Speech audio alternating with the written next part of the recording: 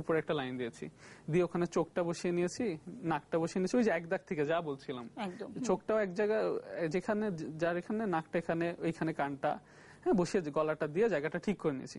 পরে দেখেন ওটা থেকে কাটছাট করে মুখটাকে বের করেছি, যে এইখানে এতটা গোল বাইরে ছিল, এইটুকু জায়গা কিন্তু আমার এখন আর লাগছে না, তো ওইটুকু আমি গলাটা ঢুকিয়ে নিয়েছি, চুলটা একটু ঠিক, ওইটা নিজে প্র্যাকটিস করতে করতে হলেই চলে আসে।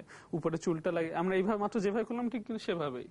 হ্যাঁ, তারপরে একইভাবে যদি আপনি এখানে আবার দেখেন, এই গোলটা আমরা একটু বাঁকা করে দিয়েছি, আমরা তো নানা রকম চেহারার সাইজ শেপ শিখেছি, এটাকে একটু ওভাল করে দিয়েছি, ওই একইভাবে কিন্তু ভেঙেছি। এটাকে যদি আমরা যদি ওভেলটা দেখি, আমরা এর আগেরটা দেখেছি, আপনি একটু আগে একে দেখিয়েছেন, কিন্তু ওভেলটা একটু যদি আবার দেখান, আপনি যে ওভাল ও দেখাই, আবার একটা সুবিধান বাচ্চার চেহারাটাও আমরা একটু দেখে নিই। হ্যাঁ, এই শেপে আপনি যেভাবে আঁকবেন ওই অনুপাতেই ভাঙেন। আপনি যদি এটা বেশি ভিতরের দিকে দিয়ে দেন, আমরা হ্যাঁ, তখন হবে যে আপনার চোখটা যদি এখানে চলে আসে, তখন এখানে আরেকটা চোখের জায়গা থেকে যায়, দেখছেন? তখন আপনি ওখানে আরেকটা চোখ দিয়ে দিবেন, আচ্ছা, তখন আপনি এখানে নাক দিয়ে দিবেন, আচ্ছা, এখানে মুখ, তখন এটা মানে সেমি সাইড প্রোফাইলও আপনি আঁকতে পারছেন কিন্তু দাগগুলা দিয়ে। এখানে আপনি কান দিয়ে দিলেন, আপনি বুঝতে পারছেন? একদমই, হ্যাঁ। দর্শক, আপনাদের যদি বোঝায় কোনো সমস্যা হয়, আপনারা আমাদেরকে ফোন করেও জিজ্ঞেস করতে পারেন।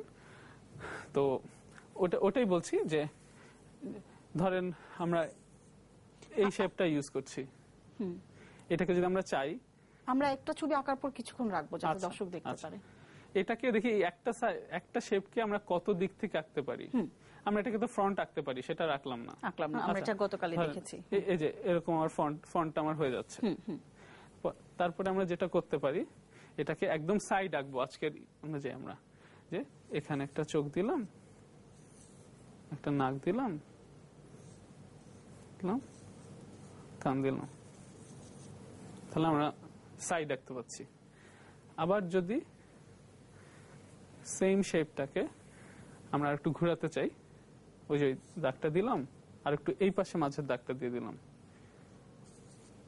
সেম ছবিটাই আমরা কিন্তু আরেকটু মানে হাফ অ্যাঙ্গেল, যে আপনি বলছিলেন যে আয়নার দিকে তাকায় কিভাবে দেখবো, তাকালে কিন্তু অর্ধেক মুখ ঘুরে যায়, ওরকম একটা শেপ চলে আসে। মানে আপনি এই দুইটা লাইন ইউজ করে খুব ইজিলি কোন চোখটা কোথায় বসাবেন ওইটা নির্ধারণ করে এঁকে ফেলতে পারেন। যেভাবে আমি এই শীটটাতে দেখিয়েছি, যে যেভাবেই টানেন এই দুইটা লাইন আপনার থাকলে, যেভাবেই ঘোরান, এই যে এই দুইটা লাইন থাকলে এঁকে নিতে পারছেন সাইড ফেস। সেই সাইড ফেসের আরো উদাহরণ আপনাদের জন্য আমি একটু এঁকে এনেছি, যে দেখেন সবগুলো যে একই রকম হতে হবে এমন তো না।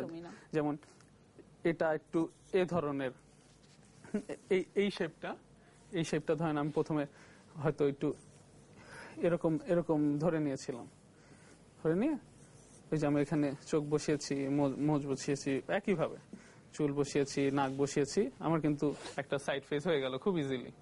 আপনি কি বুঝতে পারছেন? হ্যাঁ, হ্যাঁ, একদম ঠিকঠাক। ওইভাবেই ধরেন প্রত্যেকটা ফেসই, আপনি এই যে ধরেন আমি এখানে 4টা ফেস দেখাচ্ছি, এই 4টা ফেস আপনি এভাবে আঁকতে পারবেন না?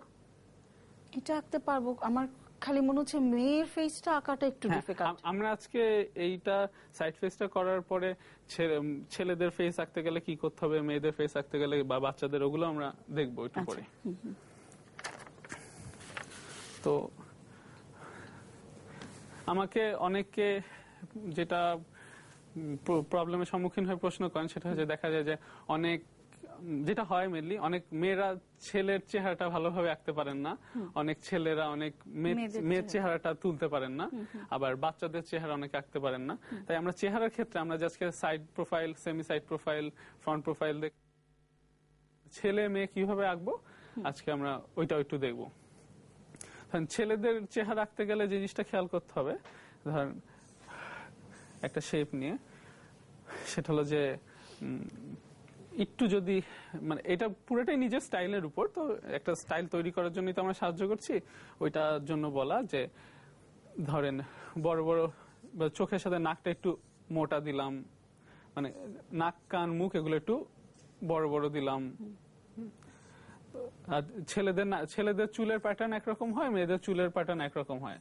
আমরা কিন্তু নানা রকম ভ্যারাইটি আনতে পারি চুলের প্যাটার্নে। এরকম ধরেন এটা নিয়ে করি, যদি এই চুলটা এরকম হয়, এরকম একটা চুল, আবার এটা যদি একটা মেয়ে হয়, না, মেয়েতে আমরা যাচ্ছি, ছেলের চুলের কথাই বলছি।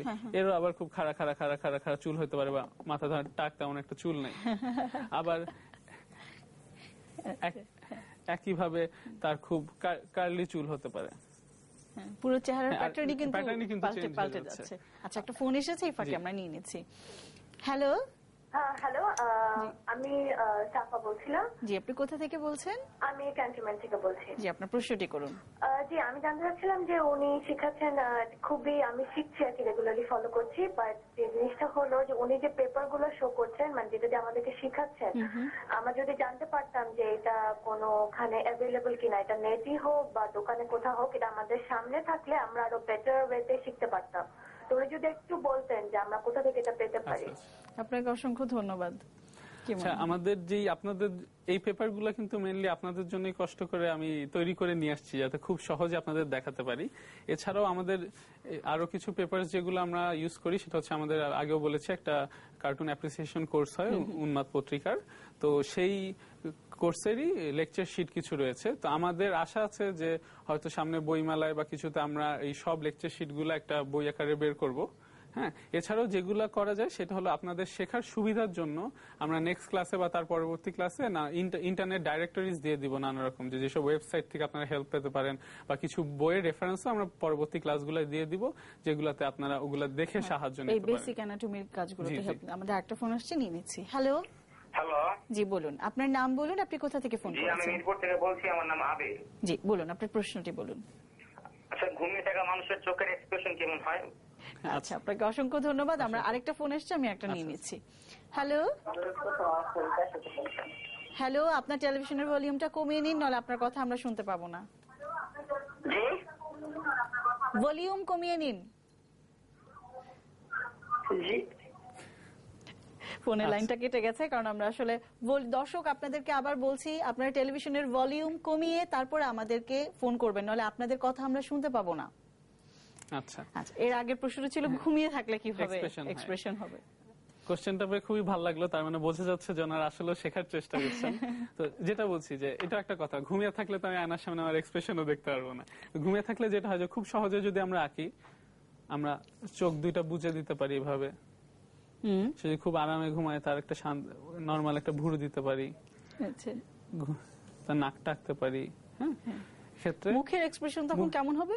মুখের যখন এক্সপ্রেশনটা ঘুমাচ্ছে? যখন হবে, দেখা যায় অনেক সময় ঘুমাতে মানুষ নাক ডাকে, হ্যাঁ, বা মুখ খোলা থাকে, তখন যেটা হয় যে এরকম করে যে দেখা যায় যে সে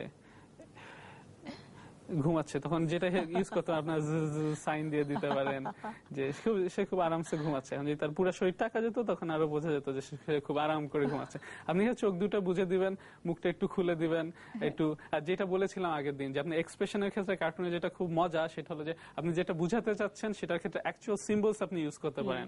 যে কোশ্চেন করলে কোশ্চেন মার্ক, অবাক হলে আশ্চর্যবোধক, ঠিক এই একইভাবে ঘুমের ক্ষেত্রে আপনি জ জ জ জ দিয়ে ডট কিন্তু ডট অনেক দিয়ে কিছু বুঝাতে express পারেন। করা যায়। অনেক সময় আমরা যেটা করি একইভাবে কার্টুনের ক্ষেত্রে, যে ঘুমাচ্ছে, তারপর আমরা একেবারে আক্ষরিক ভাবে এঁকে দেই যে সে ঘুমের মধ্যে যে ভেড়া লাফিয়ে লাফিয়ে যাচ্ছে, গুনছে, স্বপ্নে দেখছে, একেবারে স্বপ্নটাও আপনি একটা বাবল দিয়ে এঁকে দিতে পারেন। তো মেইনলি যেটা, ওই চোখ বন্ধ করে মুখটা একটু খুলে, আপনার মনে হয় এটা এভাবেই সম্ভব। এভাবেই সম্ভব। আমরা চলে যাই আমাদের মূল কোর্সে। তো আমরা দেখছিলাম যে একজন মানুষের প্রোফাইলেই বিভিন্ন রকম চুল করেই কিন্তু পুরো এক্সপ্রেশন চেঞ্জ করে দেওয়া যাচ্ছে, ছেলেদের বিশেষত। ছেলেদের বিশেষত না, ছেলে মেয়ের সবকিছুর ক্ষেত্রে। তো একটা ছেলের চেহারা করতে গেলে বয়স অনুযায়ী আমরা দাড়ি মোচ যোগ করতে পারি।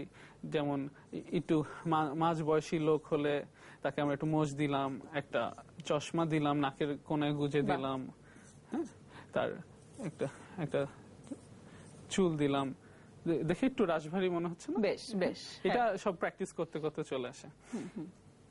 তারপরে আবার একটা কম বয়সী ছেলে লাগতে গেলে হয়তো তার থুতনির নিচে একটু দাড়ি দিলাম, তার একটু অদ্ভুত চুল দিলাম, হয়তো তার কানে একটা দুল দিয়ে দিলাম, যা খুশি। মানে তার এগুলা আমরা আরো পরবর্তীতে আমাদের একটা ক্যারেক্টারাইজেশন এবং ক্যারেক্টার ডেভেলপমেন্টের দুইটা ক্লাস নিব আমরা,